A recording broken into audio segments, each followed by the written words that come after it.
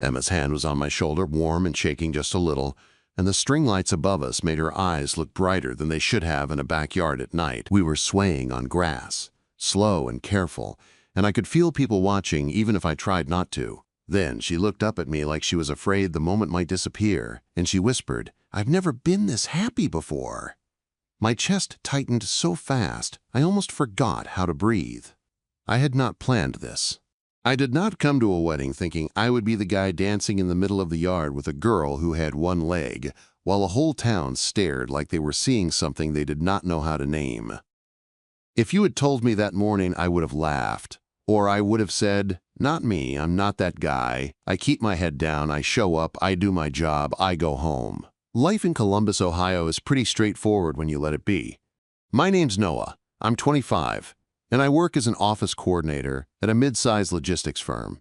It's not glamorous. It's schedules, emails, meeting rooms, and the occasional coffee run when someone important forgets they have legs. I live in a small apartment with a roommate who is always out, so most nights it's just me and the quiet. I scroll through my phone, I watch a game. I binge old sci-fi shows because future worlds feel simpler than real ones sometimes. I'm not the most outgoing guy. I've got a small circle of friends. I play pickup soccer on weekends. I've dated here and there, but nothing ever sticks. Maybe I'm picky. Maybe I'm just used to being alone. Either way, I don't force it. My best friend Lucas is the opposite of me. We met in college, and he has always been the kind of guy who can walk into a room and somehow make it brighter. He talks to strangers like they are old friends. He cracks jokes when everyone else is tense. When he got engaged to his high school sweetheart, Sarah, I felt genuinely happy for him. He deserved the kind of love that feels easy.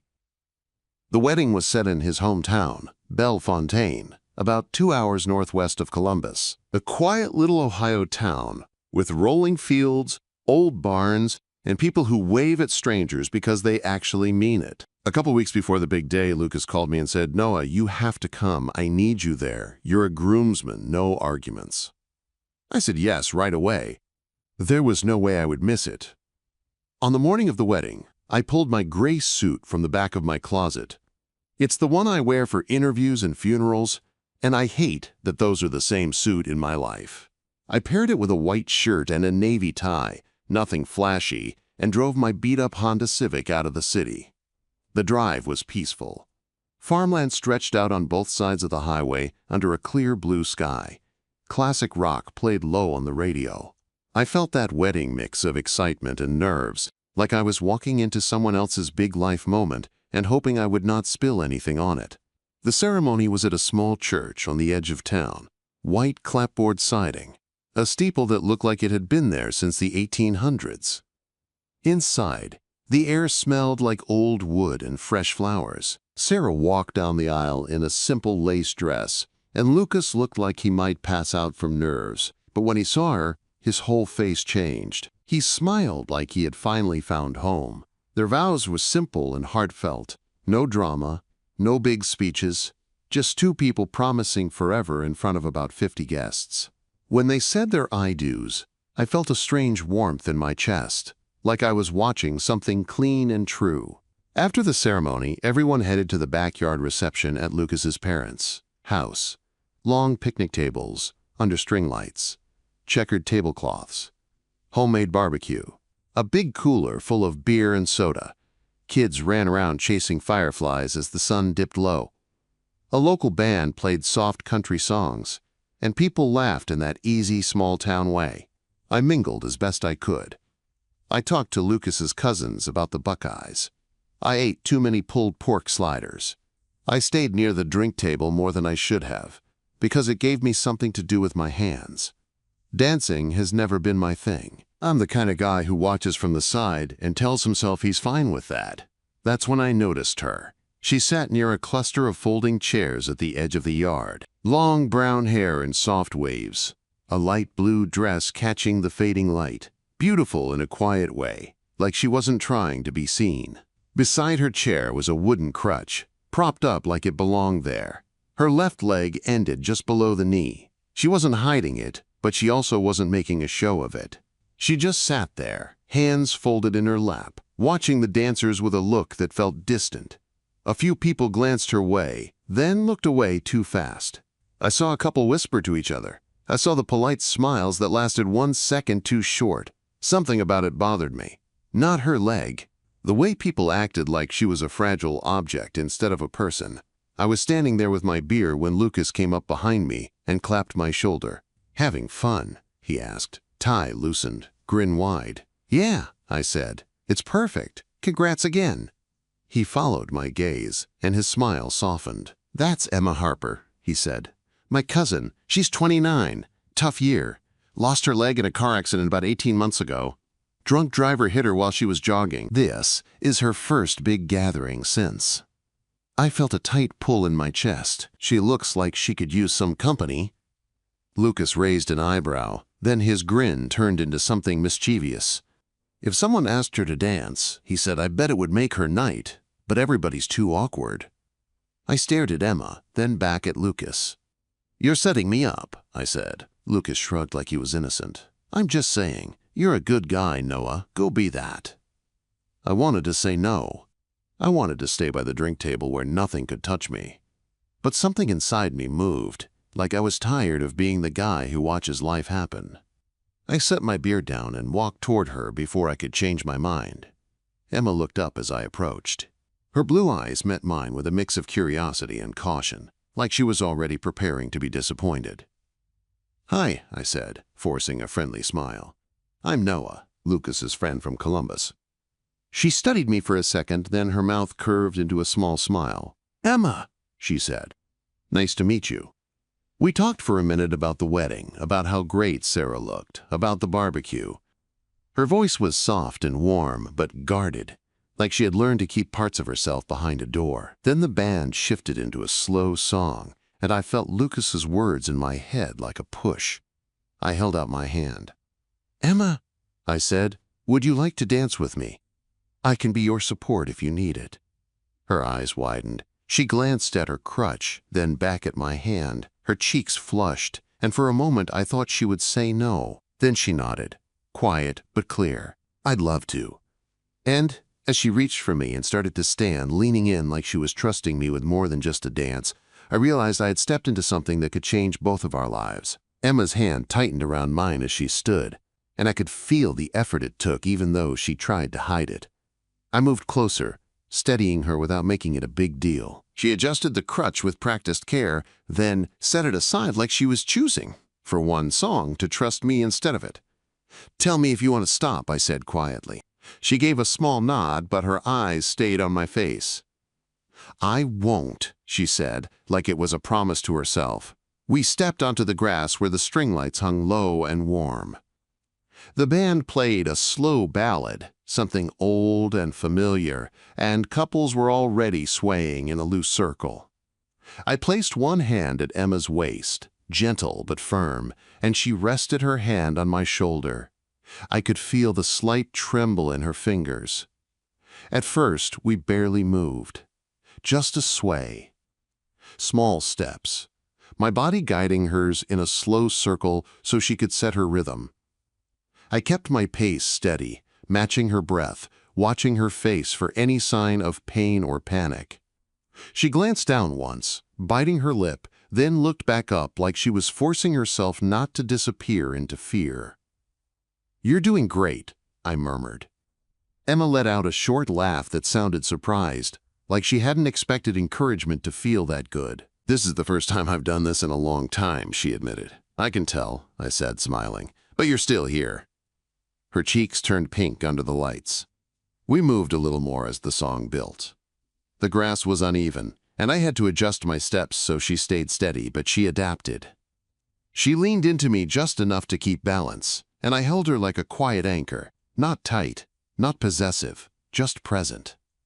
I could feel people watching. Not in a cruel way, not exactly, but in that small-town way where anything different becomes a show. I caught a glimpse of two older women whispering. I saw a guy nudge his girlfriend and raise his eyebrows. I saw a teenager stare too long before looking away. My jaw tightened, but I didn't look back. I didn't want Emma to feel like she was being studied. I wanted her to feel like she was dancing, so I focused on her. Emma's hair smelled faintly like vanilla. Her dress brushed my hand when she shifted. Her eyes flicked up to mine, then away, like she wasn't used to being looked at like this. Like she wasn't used to being seen. "Do you ever miss it?" I asked softly, keeping my voice low so only she could hear. Dancing. Her throat worked like she had to swallow something heavy. "I miss feeling normal," she said. "I miss walking into a room and not thinking about what everyone sees first." I felt my chest tighten. "What do you think they see?" Her eyes lifted to mine, and for a second the guard cracked. "They see a problem," she whispered, "or a tragedy, or something they're supposed to feel sorry for." My hand at her waist steadied, not just her body, but her words. "I don't," I said. Emma stared at me, like she didn't know what to do with that. The song reached the chorus, and I guided her into a slow turn. Nothing dramatic, just enough to make her dress move and her face light up. She let out a laugh, louder this time. It turned heads. People paused mid-conversation. I saw Lucas and Sarah at the edge of the dance area, holding hands. Sarah's eyes looked shiny, like she might cry.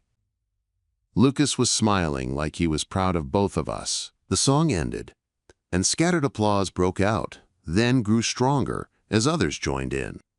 It wasn't a performance, but it felt like everyone had just witnessed something they didn't expect. Emma's cheeks were flushed, and her smile was bright in a way that felt almost fragile.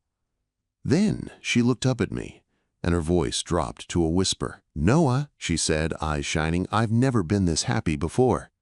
My throat went tight. I squeezed her hand gently. "You deserve it," I said. "You deserve to feel happy without earning it." Her smile trembled, and for a moment she looked like she might cry, but she blinked fast and held it back. I guided her back toward her chair, moving slowly, careful on the grass. When she sat, I handed her the crutch and made sure it was within reach. Then I sat down beside her, keeping a respectful distance but not leaving. I didn't want her to feel like the dance had been a pity moment, and now I was done. Emma looked at me sideways. "Thank you," she said, more quietly now. "For what?" I asked. "For not making it weird," she said. "For not acting like I'm made of glass." I gave a small shrug. "I'm not great at dancing," I admitted. "If anything, you carried me." That made her laugh again, and it sounded like relief. As the night moved on, people started drifting over. A woman from the family told Emma she looked beautiful. A cousin patted my shoulder and said, "Good job, man," like I'd fixed a fence or something. Emma smiled politely, but I could tell she didn't want attention. She wanted to breathe. When the crowd thinned again, Emma stared out at the dancers like she was thinking about a life she lost. "The accident happened 18 months ago," she said suddenly, voice steady but careful. "I was jogging, same route I'd done 100 times. I stayed quiet, letting her choose the pace. "A truck came out of nowhere," she continued. "The driver was drunk. He swerved into me like I was nothing. I woke up in the hospital and my leg was gone. They said I was lucky to be alive." Her laugh was short and bitter. It didn't feel like luck. My chest ached. "Emma," I said, "I'm sorry." Quote. She nodded, eyes fixed on her hands. "The pain wasn't even the worst part," she said. "The worst part was everyone looking at me like I was a before and after picture. Friends didn't know what to say, so they stopped calling. People smiled too softly. Guys didn't flirt. They stared or they avoided me." She exhaled slowly. "I stopped going out. I stopped trying. Tonight is the first time in forever I've been around this many people without wanting to hide." Her words sat heavy between us. I looked down at my hands, then back at her. "I don't know what you've been through," I said. "Not really, but I know what it feels like to want to disappear." Emma turned toward me, surprised. "When I was a kid," I said, "I had a bad stutter. I couldn't get through a sentence without tripping. Kids laughed. Teachers pitied me. I started talking less and less because silence felt safer." Emma's eyes softened. "I didn't know," she said. "I don't talk about it much," I admitted. "But I remember that feeling, like people only see the thing that's different." She nodded slowly. "That's why you asked me," she said. "Because you get it." "Partly," I said, "but mostly because you looked like you deserved a good moment tonight."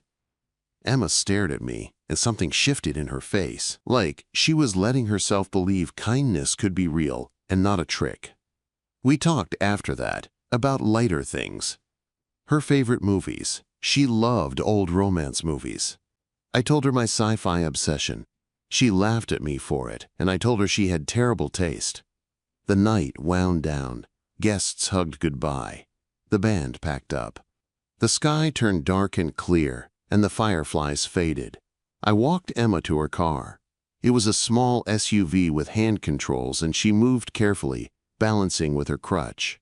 At the driver's door, she looked up at me. "Thanks again," she said. "You made tonight special." "Anytime," I replied. "Drive safe." She hesitated like she wanted to say more, then just smiled. "Good night, Noah." "Good night, Emma." I watched her taillights disappear down the quiet road, and something in my chest felt unsettled, like I had just stepped into a story that wasn't done. Driving back to Columbus later that night, the highway stretched empty ahead of me, and Emma's smile kept replaying in my mind. Her laugh during the turn. The way her eyes shined when she whispered she had never been that happy. It felt like one moment, one song. But deep down, I knew it wasn't going to stay that simple. The drive back to Columbus felt longer than it should have. The highway was empty, the sky was clear, and the world was quiet. But my mind would not stop. I kept seeing Emma's smile under those string lights. I kept hearing her voice when she whispered she had never been that happy before. I told myself it was just a good moment. A wedding moment. A kind thing I did and would remember later. Then life would go back to normal. Work. Soccer. Quiet evenings. Safe routines. But 3 days later, my phone buzzed while I was at my kitchen table eating leftover pizza. It was Lucas. He wrote, "Hey man, thanks again for being there." Emma couldn't stop talking about the dance. "Here's her number if you want to say hi." She seemed like she could use a friend. Quote, I stared at the message longer than I want to admit. My thumb hovered over her number like it was a door I was not sure I should open. I barely knew her. She lived 2 hours away. She was Lucas's cousin. And I was not exactly good at starting things. Still, something pulled me in. The same impulse that made me walk across that yard and offer my hand. So I typed, "Hey Emma, it's Noah from the wedding. I hope you're doing okay. If you ever feel like grabbing coffee, I'd like that." Her reply came faster than I expected. "Hi Noah, I'd love that, this weekend. There's a little cafe in Bellefontaine that's quiet."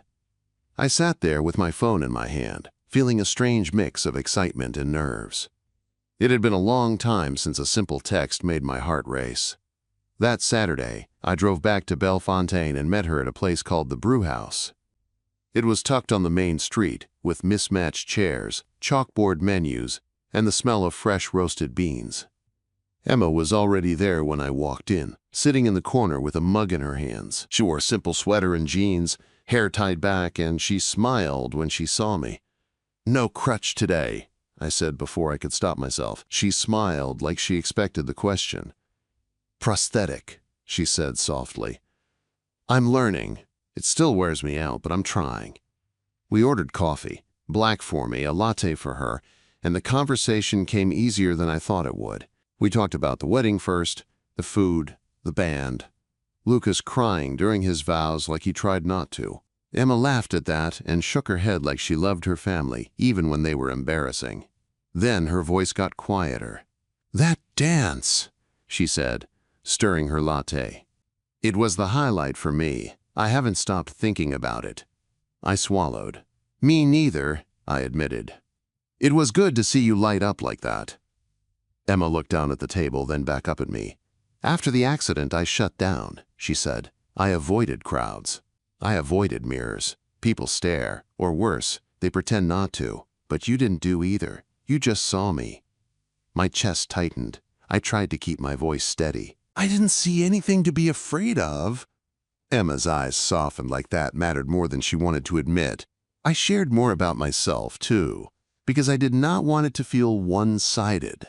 I told her about my stutter as a kid, how I learned to stay quiet because silence felt safer than being laughed at.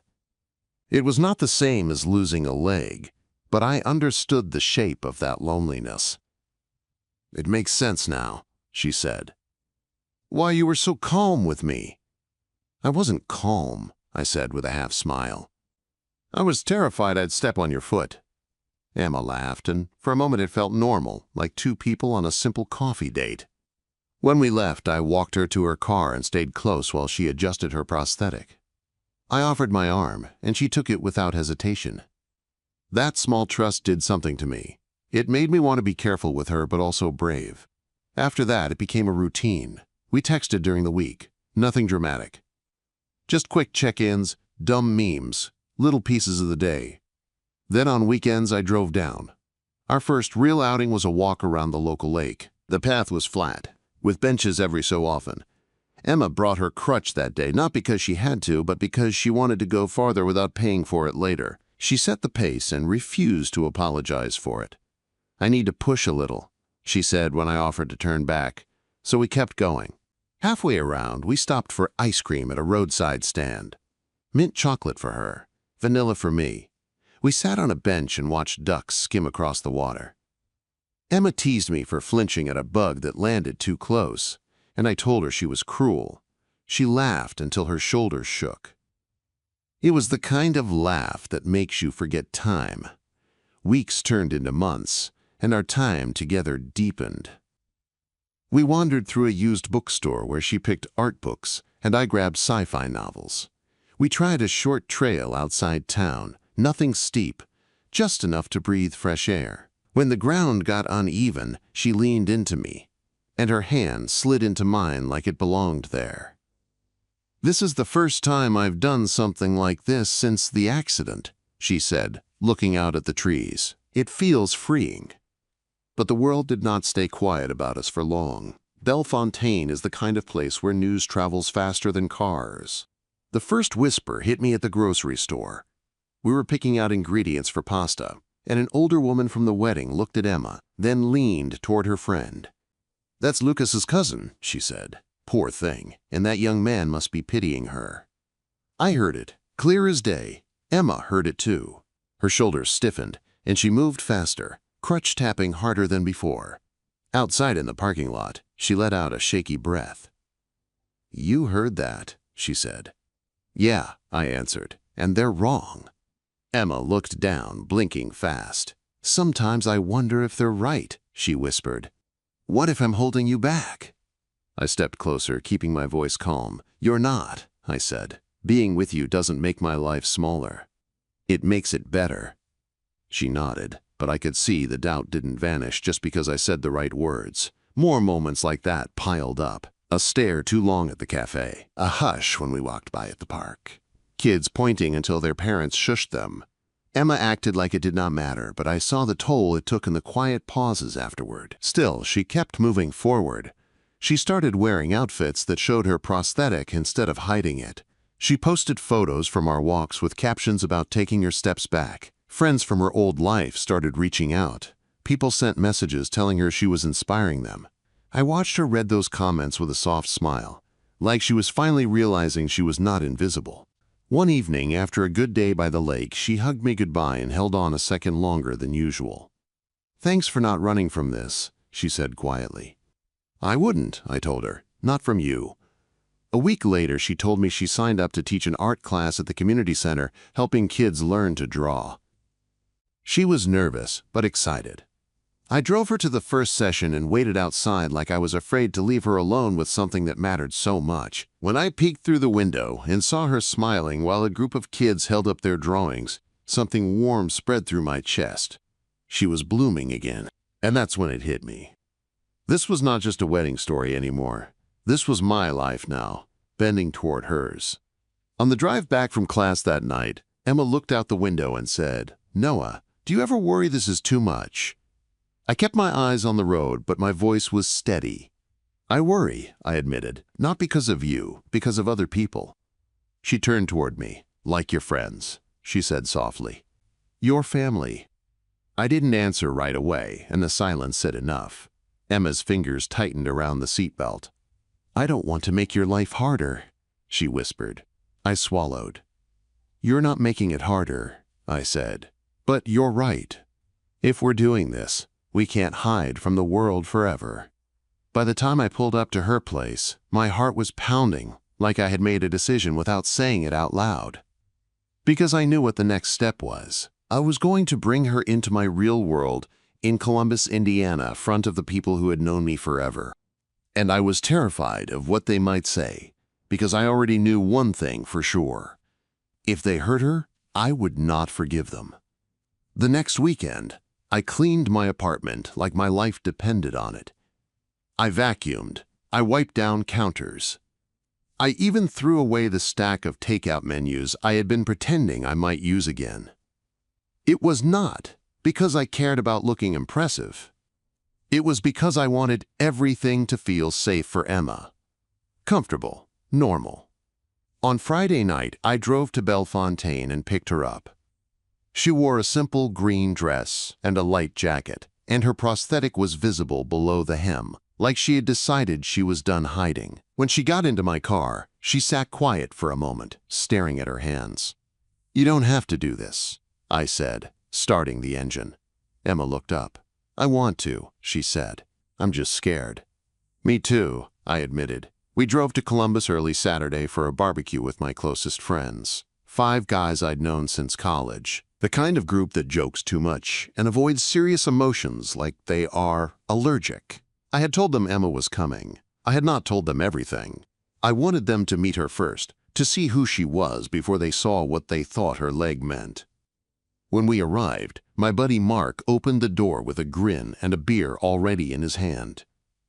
"Noah finally brought a girl," he teased. Then his smile softened when he saw Emma. "Hey, I'm Mark. Welcome." Emma smiled back. "Nice to meet you," she said, calm but careful. At first, things went fine. We sat on the patio. Burgers sizzled on the grill. The guys cracked jokes about my terrible cooking skills, and Emma laughed, leaning into the teasing like she belonged there. She told them she did graphic design work and taught an art class at the community center. She made my friend Jason laugh so hard he nearly choked on his drink. I watched her, proud and nervous at the same time. She was doing great. Better than I expected. She was being herself. Then she went inside to grab more chips, and the conversation shifted the way it always does when a room full of men thinks it is alone. Dave leaned toward me and lowered his voice. "She's cool, man," he said. "But are you sure about this long term? With the leg thing, that's gotta be tough." My stomach dropped. "What do you mean?" I asked, my voice sharper than I intended. Dave lifted his hands like I was being dramatic. "I'm just looking out for you. Relationships are hard enough without complications." My face burned. I was about to respond when I saw Emma step back into the doorway, chips in her hand, her smile frozen like she had walked into cold air. She heard it. The rest of the barbecue was polite, but something had cracked. Emma stayed quieter. She laughed less. She looked at the ground more than she looked at faces. On the drive back to Bellefontaine that night, she stared out the window, the city lights sliding past like streaks of distance. "I heard him," she said finally. I gripped the steering wheel tighter. "Emma, I'm sorry."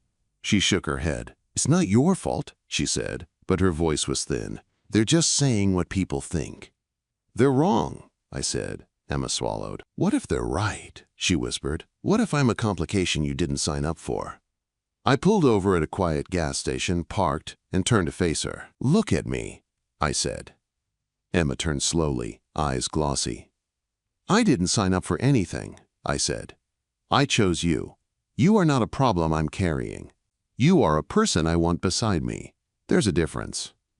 Her lips trembled. "Noah, I'm not staying because I feel sorry," I continued. "I'm staying because when I'm with you, I feel more like myself than I have in years." Emma's breath shook.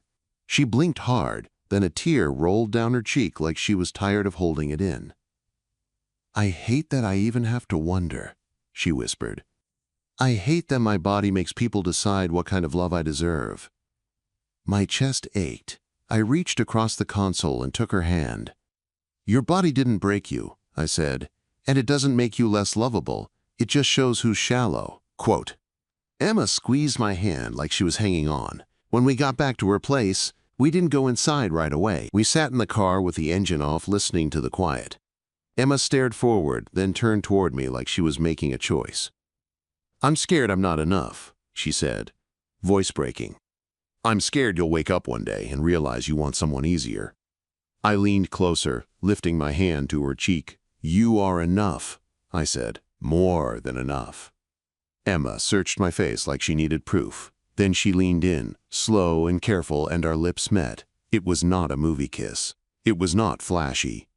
It was soft and honest, like two people finally saying what they had been holding back. Her hand gripped my sleeve as if she was afraid I would disappear. I kissed her like I meant it, like I was promising something without using words. When we pulled apart, our foreheads rested together. "I love you," she whispered. My throat tightened. "I love you too," I said. From that moment, everything shifted. We stopped pretending this was just coffee and walks. We started building something. My friends did not all change overnight, but some of them tried. Mark texted me a few days later. "Sorry if things got weird. Emma seems great. Happy for you." Dave sent an apology too, clumsy but real. "I was out of line. Didn't mean to hurt her." Emma didn't trust it right away, but she appreciated the effort. And over time, they did better. They asked her about her art instead of her leg. They invited us to things they learned. The bigger test was my parents. A month later, I brought Emma to Sunday dinner in Westerville. My mom greeted her warmly, complimenting her dress, offering extra rolls like food could solve nerves. My dad shook her hand and nodded, quiet like he always is with new people. We talked through pot roast and mashed potatoes about safe topics. My job, Emma's class, the weather. Emma charmed them in that quiet way she has. She told my mom about teaching kids to draw and how one little girl painted a rainbow on a paper leg because she said it looked strong. My mom's eyes softened when she heard that. But after dessert, my dad pulled me into the garage like he always does when he wants to say something he thinks is hard. "Son," he said, wiping his hands on a rag, "she's a nice girl, but have you thought this through? Life with someone like that. It'll be hard." The words hit me like a punch. "Dad," I said, forcing my voice steady, "she's not half a person. She's not a warning sign. She's Emma. And she makes me happy." He sighed like he did not know how to argue with happiness. "I just want what's best for you," he said. "That is what's best," I replied. Back in the house, Emma was laughing at an old picture of me in a soccer uniform, teeth missing, holding a trophy like it was the greatest thing on earth. She looked up when I came in, searching my face. On the drive home, she asked, "What did he say?" I told her the truth, and her smile faded. "See?" she whispered. "Even your family thinks I'm a liability." "No," I said firmly. "They're scared because they don't understand yet, but they will." And slowly, they did. My mom started calling Emma to ask about her art class and to share recipes. My dad started asking practical questions about her prosthetic like he was trying to put it into a box he could understand. One day, he even grumbled, "If it ever needs fixing, bring it by. I've fixed worse."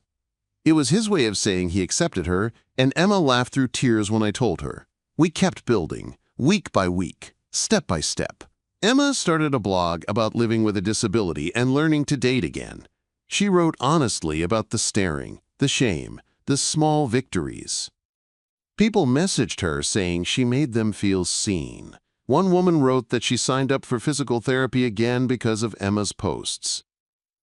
Emma cried when she read that, then wiped her eyes and said, "Maybe my life isn't ruined. Maybe it's just different." I watched her grow stronger, not because she was proving anything, but because she was finally allowing herself to live again. And one summer evening, almost a year after the wedding, the town held a small festival in the square. Booths with cotton candy, crafts, music under twinkling lights, families spread blankets on the grass. When the band started a slow song, I looked at Emma and held out my hand, just like I did that first night. "Care to dance?" I asked. Emma hesitated, glancing at the crowd, then lifted her chin and smiled. "Yes," she said. "Always." We stepped onto the grass, and I held her the way I always did, steady but gentle. We moved slow, simple steps, Her body leaned into mine like trust. This time, people didn't stare like it was a tragedy. Some smiled. Some joined in. A couple kids danced nearby, spinning in circles, laughing. Halfway through the song, Emma leaned close and whispered against my ear, "I've never been this happy before." My chest tightened, just like the first time, but now it felt full instead of shocked. I held her closer. "Me neither," I said. And in that moment, I understood something I had never understood before. Happiness is not about being untouched. It is about being chosen, fully, and choosing back, even when the world tries to make you doubt you deserve it.